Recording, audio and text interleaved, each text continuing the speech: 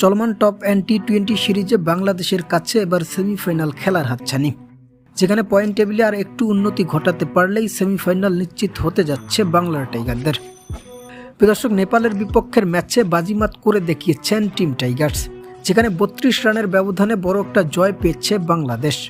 আর এই জয়ের নায়ক ছিলেন ব্যাটিং লাইনের জিসান আলম, যিনি 5টি ছক্কা ও 4টি চারের মধ্য দিয়ে মাত্র 46 বলে 76 রানের বিধ্বংসী একটা ইনিংস খেলেছেন।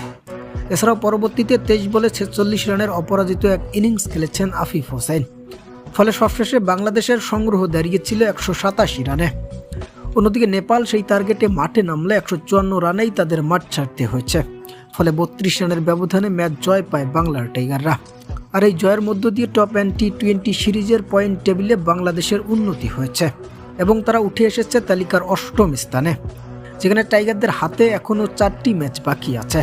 আর এই 4 ম্যাচের মধ্য দিয়ে তালিকার শীর্ষ 4-এ নিজেদের জায়গা বাংলাদেশ নিয়ে আসতে পারলে এবার সেমিফাইনাল নিশ্চিত হতে যাচ্ছে বাংলাদেশের।